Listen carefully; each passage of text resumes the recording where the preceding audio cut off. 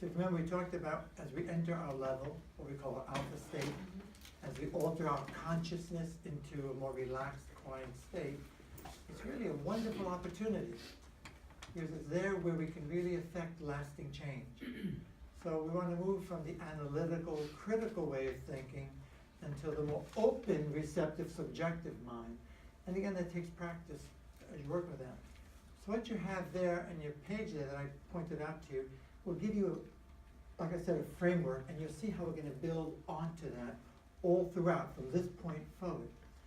So again, we're a dynamic meditation system, and the whole point of that is that we can enjoy the wonderful passiveness of relaxation, of meditation, to be here, to be fully present, and all the health benefits and the clarity of thought. However, Mr. Silva, in his 22 years of work, found it was like turning on a computer, so to speak, only in this instance, our biological self, and it's an opportunity to affect the change. So I want you to think of some of your goals. I want you to think of some of the things that are important to you, some of the aspects that you want to improve or enhance. And allow me to, I'll go through this 2 or 3 times, and then I'll give you some samples, some examples. And the message is, we have a very structured program and very specific formulas. However, you could make your own. And we find that this serves as really a fundamental. So in your book, it says a little different, 5 steps. I'm calling it 5 steps to create solutions. So this is me, Ken, elaborating on it, my interpretation. Same thing, just a different way of expressing that. So let's go back, first of all. Let me just backstep a little bit. The very first step would be to acknowledge. So meaning, the necessary step is to first take responsibility, acknowledge the way things have been. So notice how I said that, the way things have, everyone repeat, have been. So we're putting it in the past, so as not to own it now. It's like somebody who says, I am a diabetic. My body is experiencing diabetes. Or people say, I'm an insomniac. No, you're not an insomniac. You're a human being. Your body has been experiencing insomnia. See the difference? Wow. And that it's a simple nuance that can make a world of difference in your result. Is that too often we get into familiar patterns and we own our conditions. And we don't want, I mean, it's up to you. You want to own them? So yes, we do need to acknowledge, and we do need to be honest. Once we do that, we don't want to make it worse, and we don't want to wallow in it. So remember, whatever we give attention to, we give energy to. Whatever we give energy to will grow and multiply. It is so easy for me to say that. And it's an altogether different task. I mean, have you noticed? Can I acknowledge with you? It's not easy. It's simple, but it's not easy. And our biggest challenge is knowing how to focus our thoughts in a more intelligent, more positive, more hopeful way so we don't create problems. Because the brain, again, does not distinguish at these innermost levels, especially in the subconscious, between what we vividly imagine and what we are actually experiencing. Now, I know you know this. I bring this to your attention, and I know we know it, to remind ourselves, because if you've ever awakened from a dream that was upsetting, have you ever awakened from a dream that was upsetting? Yeah, I know, I answered the question. And when you woke up from the dream and looked around, what was going on in your body? Tell me. Confusion, what else? Sometimes panic. Sometimes panic, feeling panicky, right? But thank you. Physically, the heart was pounding. You didn't do a blessed thing. We're lying there in bed sleeping, but the heart is pounding as if we were running. And also, how's the breathing? Fast, shallow. When people are stressed, tense, anxious, depressed, breathing tends to be shallow. It is a very natural antidote to distress, to depression, to anxiety, to feeling helpless. Slow, deep breathing with that. And maybe we're sweating, we're soaked. We're like, we do a blessed thing. And then 30 seconds goes by, maybe a little more, and we say, oh my God, it was just a dream. And then what happens? We calm down. We calm down. That's what I mean by our consciousness wakes up, and we come out of the subconscious, we come into our analytical, frontal lobe, intellectual self, which guides us and is very important, very important. It helps us, in this instance, to distinguish between reality and what's in our imagination. So often, though, in our lives, though, our knee-jerk reactions are our imagination gets the best of us. Again, so our thoughts are a trigger, a catalyst to our feelings, our emotions, which cause the brain to release chemicals, which cause us to change our physical state and our mental state. And if ever you've been through that in a negative way, it's very hard to control, isn't it? The body takes over, the mind takes over, and that's why sometimes people need medication. That's why sometimes people need the medication, because they're not able to manage it. It's gotten so bad, out of control. So we need that balance. So the reason I'm spending this time with this is, in my experience of all these, in my career, and I've been through so many different modalities, it's now nearly 46 years. This is my 47th year, actually, with that. Unreal how sometimes people think they're being negative when they acknowledge a problem. And everybody says, oh, don't be so negative. Well, the only way you're going to solve a problem is to first identify it. The surest way to solve a problem and create solutions is to know what you're dealing with. Would you agree? Have you noticed? Mm-hmm. In fact, if you read biographies of highly effective people, highly successful, they are incredible problem solvers. They almost seem negative because they're very good at identifying challenges, problems, doing a risk assessment so that they can prepare. That's not being negative, that's using our whole brain. It's not just our intuition, it's not just our subjective power, it's a combination of the two. So this step, in my experience, is almost the most important. I spend a lot of time in the Mastery Seminar helping people to identify challenges. Mastery is a graduate advanced program that one day you'll be eligible, once you finish this, for that. Because too often people overlook it. And you'll see tomorrow when we do Mirror the Mind, how we'll build on this idea of acknowledging, taking responsibility, taking a look, but let's not wallow in it, and let's not make it worse. So once we've done that, then we move on, and the next step would be, we then want to what? You have it written there in your book. Have a goal or an outcome. So what is it that we want to now change? Okay, if this is what I've been experiencing, you want to move towards, right, what do I want to move toward? What do I want to create? So what would be your ideal self? What would be, so what would be your ideal self? What would be your best self? And by the way, we know, based on the fMRI studies, and the brain scans, that even if it's not a reality yet, and we're imagining our best self, it definitely is healthy for the brain. It doesn't necessarily create it, but it makes us feel hopeful. And if we're hopeful, we're more likely to take action and do something to learn what to do or to develop the skills. But if we don't have confidence that we can figure it out, we're not going to do anything. So you see the steps, it's not just one thing by itself. So remember, think of your goals. What would be some of your goals, your outcomes? What do you mean by you're getting better and better? What does that mean to you in your life? And how would you know? You want to be healthy? How would you know you're healthy? It's too vague and wishy-washy. I'm healthy. I want to be healthy. It means different. I want to be happy. That's really vague. How would you know? What are some of the signs? What's some of the evidence that you've experienced in your life that lets you know? Yes. Make sense? So far, so good? Third step, you can guess this one. Whoops. We have a plan or a strategy. This is another step that sometimes is overlooked. In this law of attraction. We talk about being a magnet, we attract. I do agree, and it is very cool how we tend to attract into our lives the opportunities, the people, the situations that are resonant with the vibes we put out there. So as we become happier, as we become more centered, as we become more balanced, as we become more prosperous, we tend to attract that into our lives. And of course, the reverse is true too, with that. So it's important that we have some sort of plan or strategy or what we're gonna do.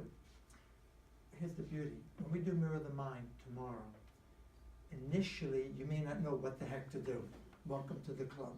And you may not have a clear strategy yet, but we do need to develop one.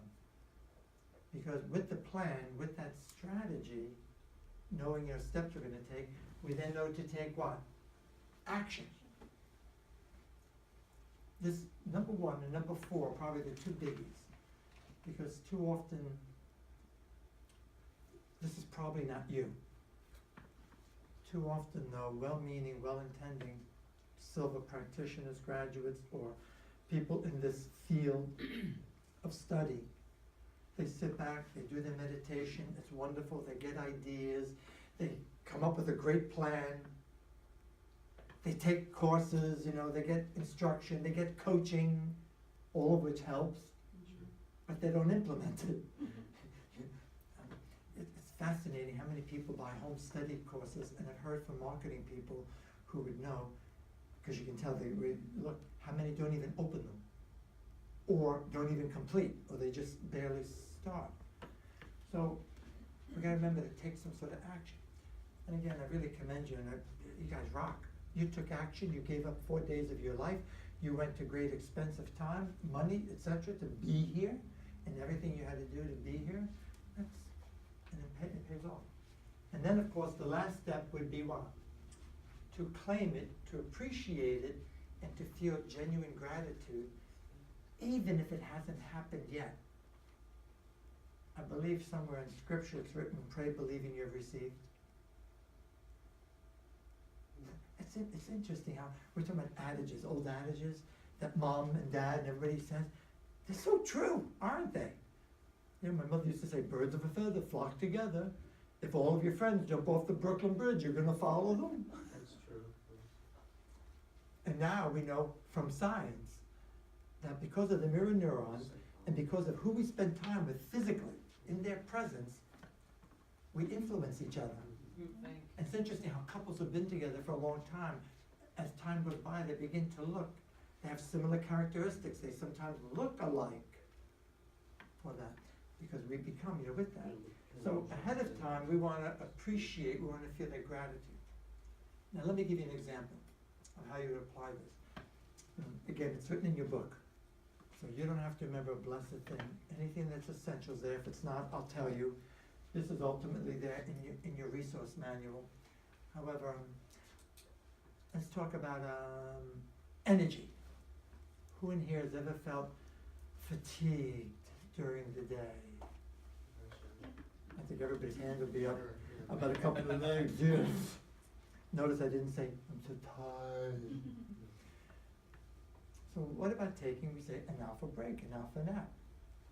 So the formula is basically, in your book, it mentions, because it was based on Jose's work when he was the only instructor, he would literally go from Laredo, where they still live there, most of the Silva family, and he would travel from Laredo to Corpus Christi, which is 150 miles away, come home that night.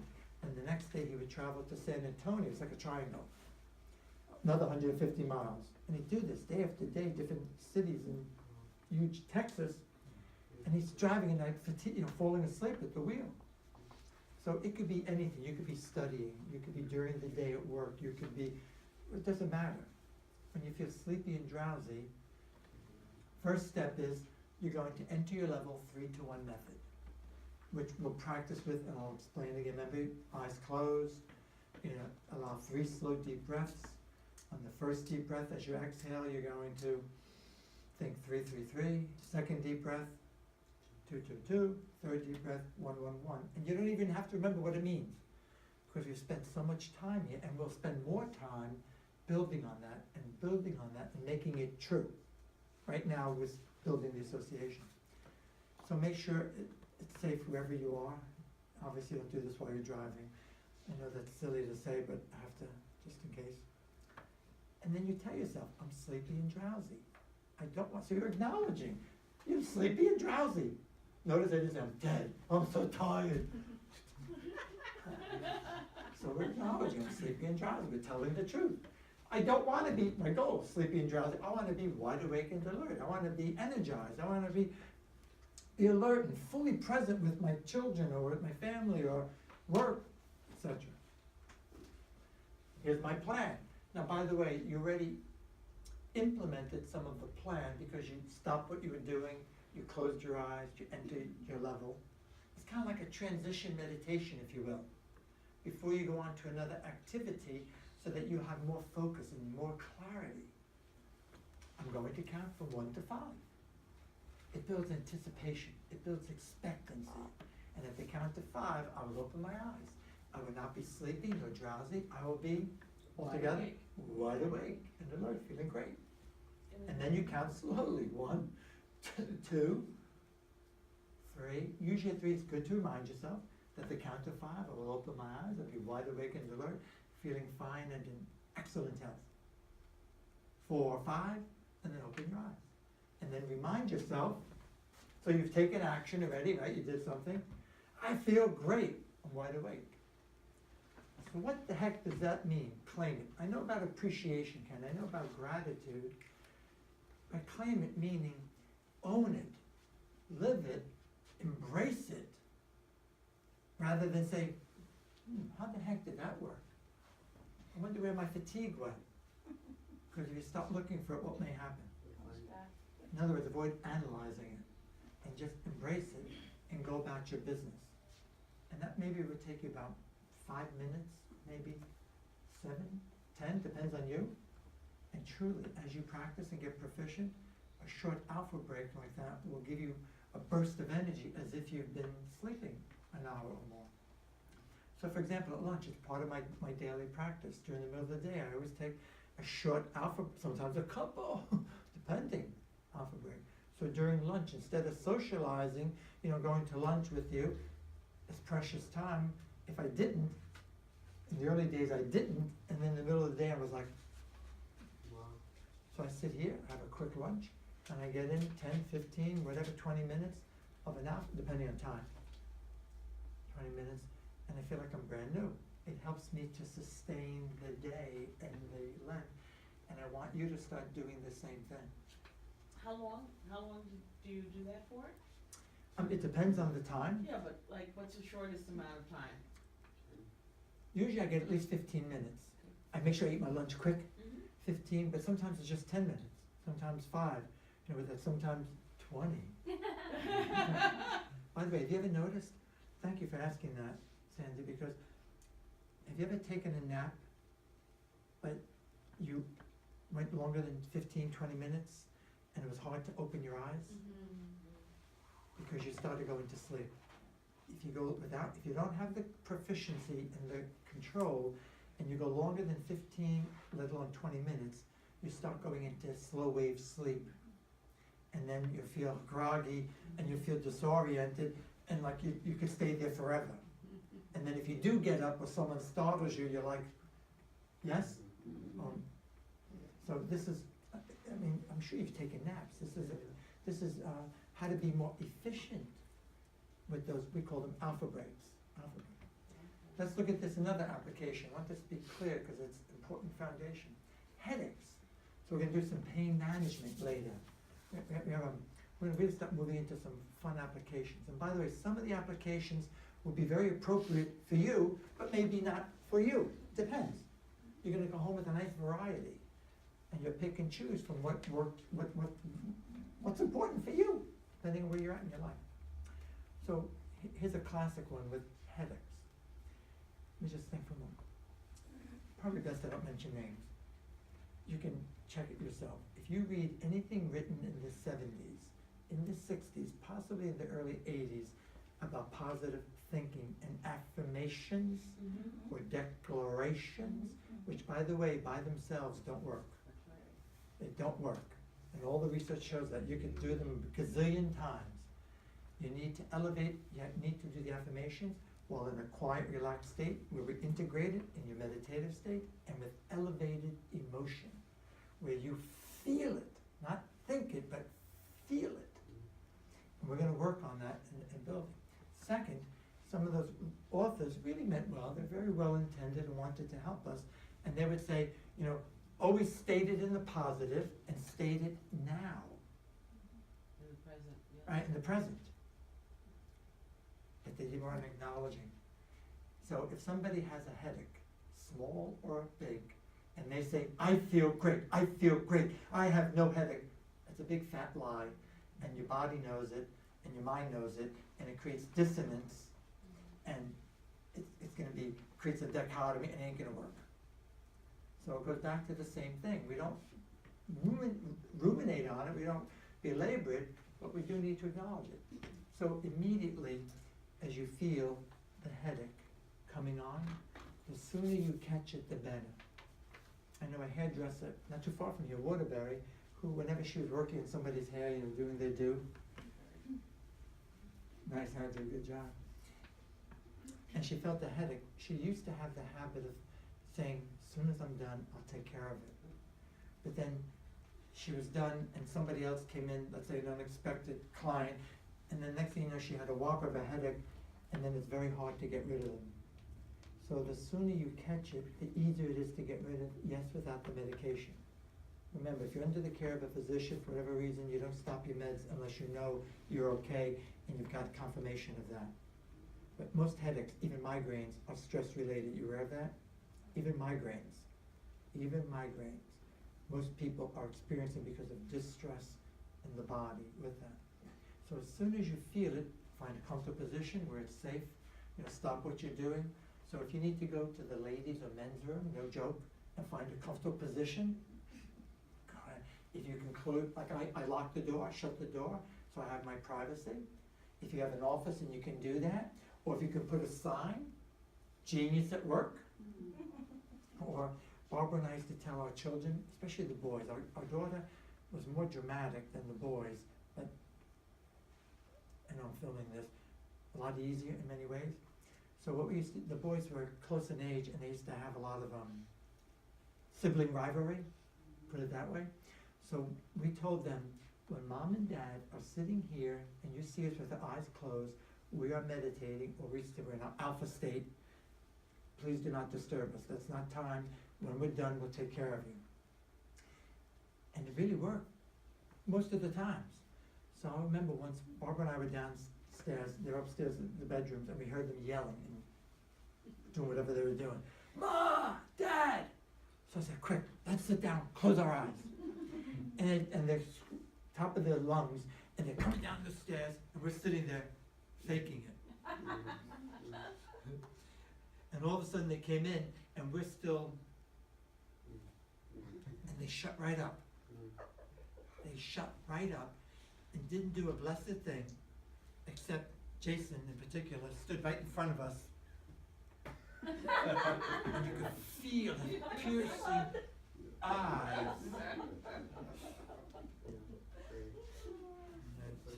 So remember I said it worked most of the time, but not always, you know, with respect to him and that. So anyway, the fun. So put up a sign, but really guys, it's your life. You owe it to yourself. I mean, I hear this all the time, but I've taken care of the kids. We had 2 wild and crazy boys. I mean, really wild and crazy, which is probably my fault because I didn't realize it, instigate it. You just have to make the time, because if you don't, you're not going to be at your best. And then you're more likely to say things you wish you hadn't. You're more likely to lose your temper. You're more likely to do something that's not appropriate, that might hurt them or hurt yourself or hurt the relationship. Or you might not be around. You might be sick and in bed. I know more people in my family, some have taken the class, but they're so busy they can never find the time to be here. Well, actually, they should do it with somebody else. But they have enough time to be in the hospital for a week, 2 weeks at a time. Or in bed frequently. And if people were to make these little practices, you know, on a regular basis, you'll have a lot better health. And you won't be spending so much time in bed and sick, and therefore you'll get more done. You'll be with the family. You just gotta kind of recognize that, make those choices. So I have a headache. I feel a headache. I don't want to have a headache. I don't want to feel a headache. My goal is I want to feel fine, excellent health. I'm going to count, same thing, count 1 to 5, and at the count to 5, I will open my eyes. That's the suggestion. I will then have no headache. I will then feel no headache. I'll be fine, excellent health. And then we count slowly, 1, 2, 3. At the count of 5, I'll open my eyes. I will then have no discomfort. I will then feel no discomfort in my head. So to speak, left the ache behind. 4 or 5, open our eyes. So you've already taken action. And this is crucial for this reason. Claim it. If you say, oh my God, that's so cool. I got rid of my headache. Wow. What may happen? Think of it this way. Do you have any plants at home? You ever have a plant that is outgrown the pot that it's in, you've got to replant it, or you go to the nursery and they give you one of those cheap plastic things and you put it in a nice beautiful pot for your family room or living room or something? So once you do that, and you do everything you're supposed to, a little fertilizer, the dirt, whatever, you farmers, you know what to do. Yeah. If every day you were to dig it up and say, hey, how you doing? Oh, I love you. A little moisture, and you put it back. Would it grow? No. No, you're gonna kill it because you're digging it up. It's gotta take root. So when you make suggestions to yourself, when you reframe something, when you are internalizing a new idea, it is like planting a seed, and if we get analytical, if we worry about it, if we think too much, we dig it up. And that's what I mean by embrace it. Yes, thank you God, thank you Mother, thank you Universe, thank you Carolyn. Thank somebody, and then move on, and I would get busy, make a phone call, do whatever. You have the headache and you go through all these steps and you wake up and say, I'm feeling better, I'm feeling better. And you don't really feel better. Do you claim that, or do you go on to something different? You repeat the previous step? Usually, it's very, very rare, unless there's a chemical imbalance and you need the medication, then I would take the medication. But I would do it again. And if it's a migraine headache, I'm gonna come through this again later, you wanna repeat it 3 times. Migraines need more effort, and initially you may only get rid of 30% of the headache, but there's still an improvement that shows you're making progress. Till you get 50, until you get 100%. So that one application is usually best for tension type headaches with that, and it really is no brainer. But, and I can remember in my own history, remember I said I used to live on Addison, and there were a couple of times, I remember we were driving from Brooklyn up to, I think, pretty sure it was Vermont or New Hampshire, but up into the mountains, and we were driving, and you know, as you get up higher in the mountains in the sun, and now I do, but I didn't like wearing sunglasses. And I think all that overexposure, man, I got a headache. And I waited until we stopped because we wanted to get where we were going. And I remember I couldn't get rid of it. I couldn't get rid of it. So I took whatever Anacin and aspirin, whatever was available, and went to sleep because it was so bad at that point. And I can remember once or twice. So you do what you have to, you know, what you have to do. I mean, the goal is that we want to be comfortable, that we want to do best to ourselves, and you also want to honor your level of development. So that's an important question. So you don't want to ever force it. However, usually people are very more surprised about how much you can eliminate. So you're looking for that. So what we're about to move into this afternoon is following, like I said, this as a framework. And what we'll be doing tomorrow, the techniques, not necessarily precisely in this order, but you get the idea. That's what a framework is.